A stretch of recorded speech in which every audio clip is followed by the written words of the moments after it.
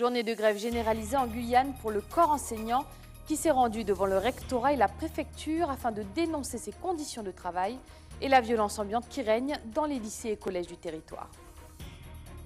La caravane des États généraux a fait une halte dans les savanes et ce sont les habitants d'Irakubo et de Sinamari qui étaient invités à s'exprimer. Ont-ils répondu présents à ce rendez-vous? La réponse dans notre édition. Le Cayenne Music Festival verra évoluer certains des plus grands groupes de carnaval de rue de la capitale ce vendredi. Nous vous proposons de les découvrir à travers une série de portraits. Ce soir, c'est Mayuri Choneg qui donne le là. Mesdames et messieurs, bonsoir. Merci de votre fidélité. Sachez que cette page d'information est aussi disponible en direct sur Facebook. La grogne des enseignants a atteint son paroxysme aujourd'hui avec pas moins de 8 établissements en grève de Saint-Laurent à Cayenne. Les professeurs des collèges et lycées Jean-Marie Michotte, Auxence Contou et Maurice Dumény la Concorde se sont rendus devant le rectorat et la préfecture ce matin. Cette démarche a-t-elle porté ses fruits et leurs doléances ont été entendues? Élément de réponse de Pierre Tréfou. Ce matin, aux portes du rectorat, le personnel scolaire du lycée professionnel Michotte et des collèges Auxence Contou et Concorde se sont réunis pour protester contre la violence dans le milieu scolaire. Aujourd'hui, les gens qui viennent amener l'insécurité dans les établissements et aux abords des établissements se sentent complètement libres de faire ce qu'ils veulent, puisqu'il n'y a pas de réponse judiciaire derrière qui peuvent être données, puisqu'on n'a pas les moyens de pouvoir donner ces réponses-là. Au même moment, et pour les mêmes raisons, les 5 collèges de Saint-Laurent du Maroni sont aussi en grève. Rappelez-vous, le mouvement social l'année dernière, il était quand même parti sur de l'insécurité, quoi. Si on n'arrive pas à régler l'éducation de la jeunesse guyanaise, eh bien les problèmes vont toujours perdurer dans le temps, quoi. Et ça sera même certainement les jeunes qui vont s'occuper de nous si on ne s'occupe pas d'eux correctement. Une délégation a rencontré la direction académique à Cayenne, mais la rencontre n'a pas abouti à une entente entre les syndicats et l'académie.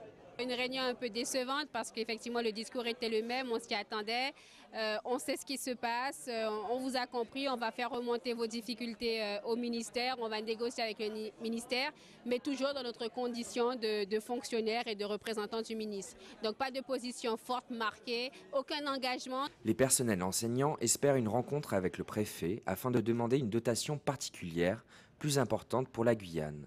Mais devant la préfecture, l'organisation de la délégation se complique. Les collègues de l'UNSA Éducation que nous représentons, donc l'organisation syndicale majoritaire, a été mise à la porte par des organisations syndicales minoritaires, tout simplement sous prétexte que c'est eux qui ont demandé le rendez-vous, alors que nous avons l'habitude de travailler en intersyndical.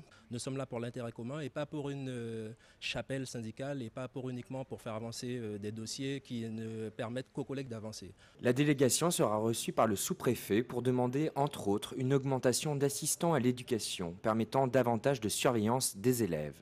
À la sortie, c'est encore une déception pour le personnel enseignant. La réponse, c'est sur la sécurité en général, la semaine prochaine, un état-major de sécurité avec l'ensemble des élus, des fonctionnaires et a priori les deux fédérations de parents d'élèves. Donc ça, on verra ce qu'il en découlera.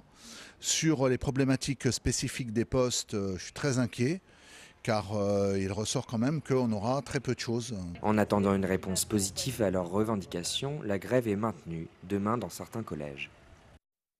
Direction la CTG où ce matin, une convention d'allègement des contrôles de dépenses a été signée entre le SDIS et la Direction régionale des finances publiques. Comment se traduira cette nouvelle marque de confiance? Jean-Paul Catanès nous explique cette décision au micro de Jonathan Lariot.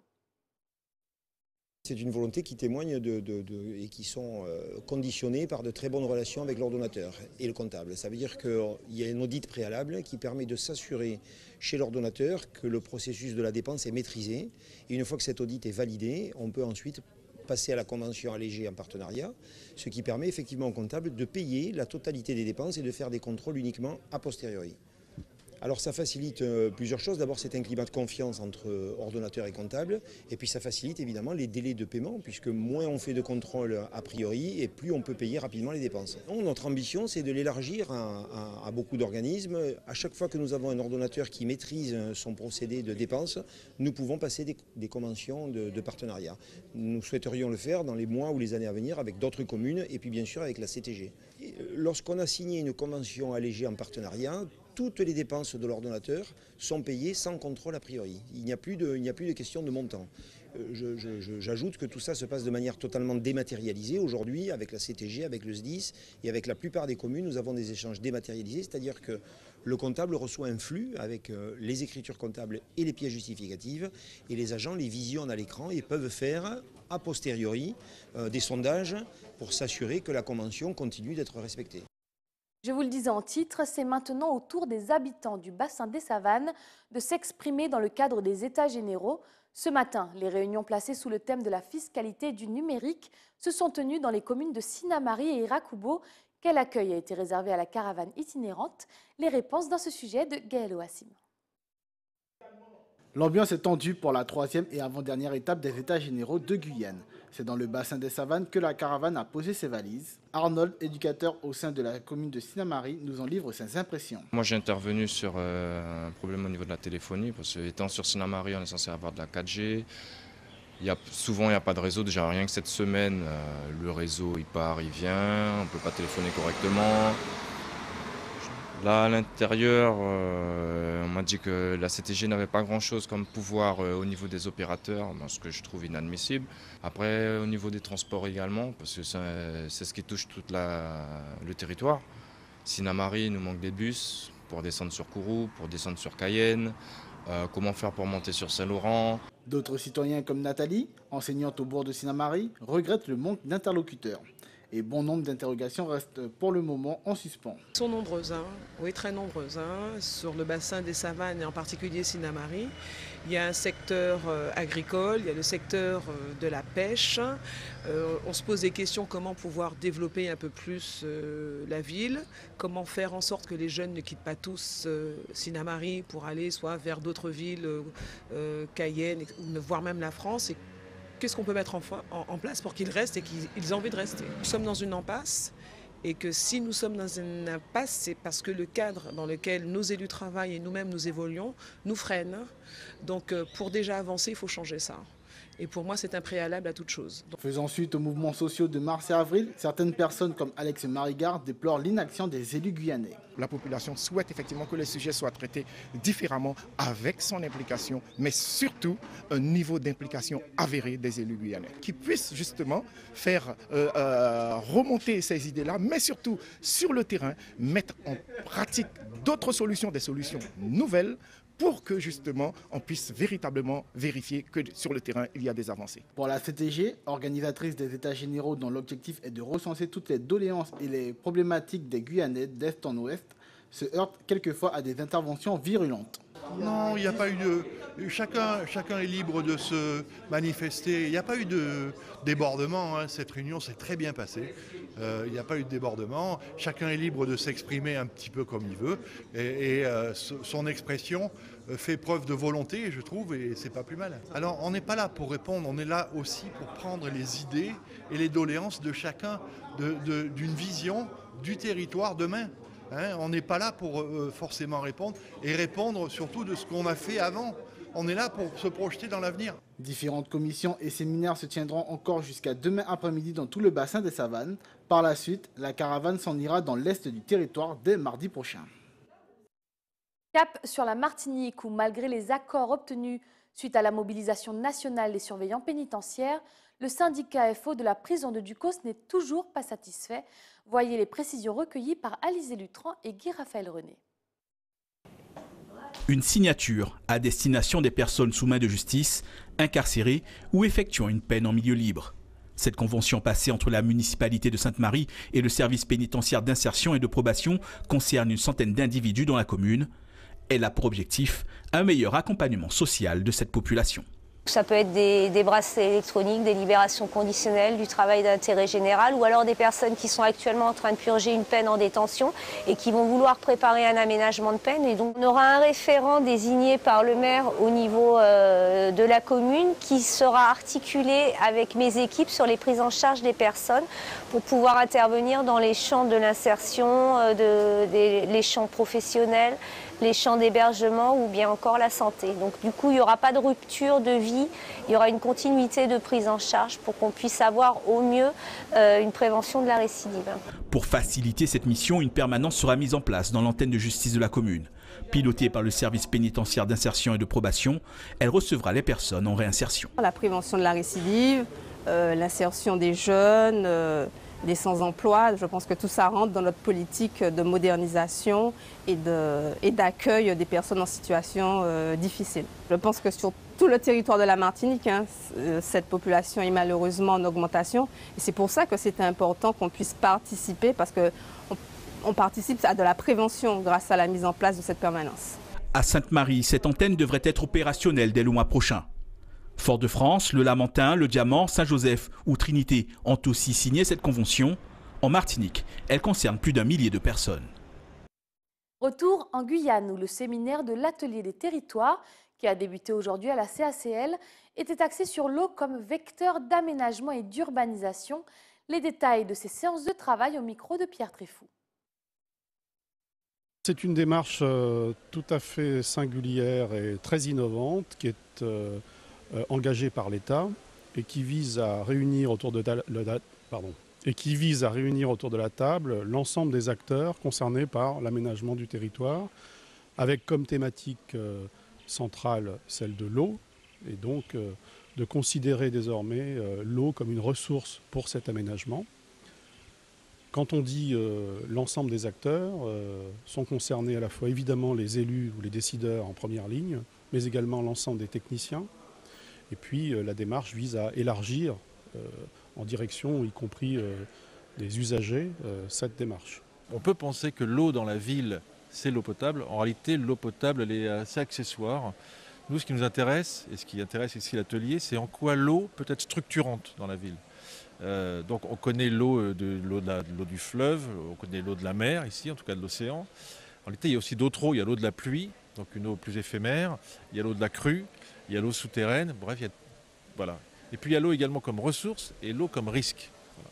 Et toutes ces contraintes, toute cette géographie a longtemps été peu intégrée dans la conception de la ville. Et aujourd'hui, on essaie d'avoir une approche inverse, qui est de dire on va intégrer tous ces éléments, toutes ces présences de l'eau pour mieux concevoir la ville et faire en sorte que ce qui était avant une nuisance, l'inondation par exemple, ou le manque d'eau, soit aujourd'hui une ressource, une qualité. Si en Guyane, c'est l'eau qui est étudiée, en Guadeloupe, c'est le bois qui se positionne comme une filière d'avenir. Selon les spécialistes, la forêt guadeloupéenne peut, à elle seule, couvrir la totalité des besoins en bois de l'archipel, jusqu'ici importé de l'étranger. Un exploitant forestier vient de lancer un appel pour structurer cette filière. L'éclairage d'Yvan Lemar. Depuis le passage de Maria, plusieurs centaines d'arbres sont couchés en forêt sans possibilité de les valoriser.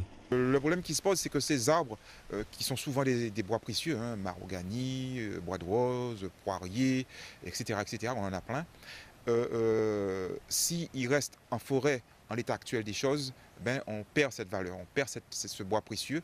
J'essaie de sensibiliser tout un chacun, les pouvoirs publics, etc., pour pouvoir effectivement avoir les moyens de pouvoir valoriser ce bois avant qu'on ne le perde. Le constat, c'est qu'il faut absolument créer une unité de valorisation, une unité de sciage. On ne prétend pas effectivement produire autant de bois que ce qu'il rentre en Guadeloupe, mais au moins valoriser nos bois avant qu'ils ne se déprécient, qu'ils s'abîment. Selon une étude de marché datant de 2015 menée par les autorités, 60 000 mètres cubes de bois sont importés chaque année en Guadeloupe, contre une production oscillant entre 100 et 200 mètres cubes par an.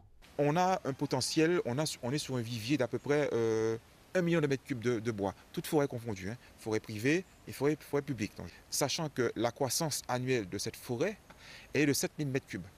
Ce qui veut dire qu'on pourrait éventuellement fournir 7 000 mètres cubes de bois par an sans forcément puiser dans la ressource, dans la réserve, puisqu'elle se régénère automatiquement chaque année. Poirier, mahogany, acajou, bois de rose, des essences précieuses présentes en Guadeloupe dont la valeur marchande est peu connue. Pour du poirier, il est vendu entre 1 200 et 1 400 euros. C'est aussi le cas pour le mahogany. Donc on est sur un registre d'à peu près 1250 € du mètre cube séché, sachant qu'en fonction de l'épaisseur des sections que l'on va produire, le temps de séchage sera entre, on va dire, 2-3 mois et pouvoir aller jusqu'à 1 an par rapport aux grosses sections. L'exploitation forestière, un secteur d'avenir en Guadeloupe, sous-développé pour le moment par manque d'infrastructures, de matériel et d'organisation. Avec du matériel un peu plus adapté, on pourrait augmenter effectivement la production, avoir un contrat d'approvisionnement plus important, donc produire entre 2, 3, 4 000 et 5 000 mètres cubes année. Donc forcément, ça demande une petite organisation, une entreprise carrément semi-industrielle qui permettrait de gérer tous ces bois qui sont arrivés à plus que maturité et d'autre part, de permettre aussi de pouvoir juguler en cas de cyclone tous ces bois qui seraient tombés, qui seraient abîmés et qu'il faudrait valoriser. Aujourd'hui, l'Association des artisans des métiers du bois est à pied d'œuvre pour structurer la filière avec une ambition, créer un jour un label Bois de Guadeloupe. Cette information s'adresse aux dessinateurs en herbe ou pas de toute la Guyane. La commune de Regina organisera les 24 et 25 mars prochains la nouvelle édition de Palmiers en fête. Et dans le cadre de cette manifestation, elle propose un concours de dessin ouvert aux adultes et aux enfants. L'adresse pour participer est disponible sur notre page Facebook. Vendredi, le Cayenne Music Festival mettra en concurrence certains des plus grands groupes de rue de la capitale. Qui d'éruption des Frères de la Crique ou de Mayuri-Choneg sera désigné grand vainqueur, nous ne le savons pas encore. En revanche, nous vous proposons d'entrer dans l'intimité des participants et c'est Mayuri-Choneg qui ouvre le bal, un sujet de Jonathan Lariot. Pas le temps de traîner pour Pascal Lama, chef d'orchestre du groupe Mayuri-Choneg. Il met un point d'honneur à ce que tout soit parfait.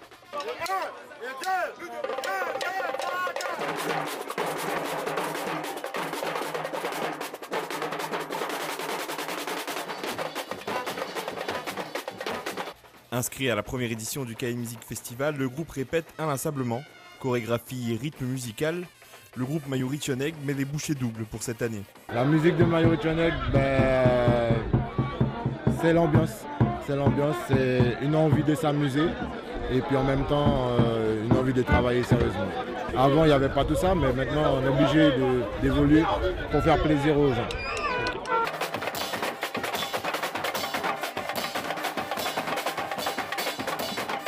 Au beau milieu de la nuit sur le parking du Stade Mar-Lama, c'est tout un monde qui se réunit afin de venir encourager un groupe où chacun a une histoire. Donc Mayuri-Choneg, c'est mon bébé. Pourquoi? Parce que on l'a créé avec une partie d'un groupe, donc un noyau. Et vous voyez bien que là on est à 180 et au début on était à 7. Donc voilà, c'est mon bébé.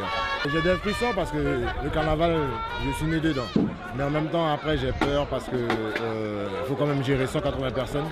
180 têtes, 180 caractères, donc c'est quand même un peu plus compliqué. Pour le Cayenne Music Festival remplaçant le concours Musique Larry, la course à la victoire risque d'être ardue, car Mayuri-Choneg semble vouloir donner le rythme.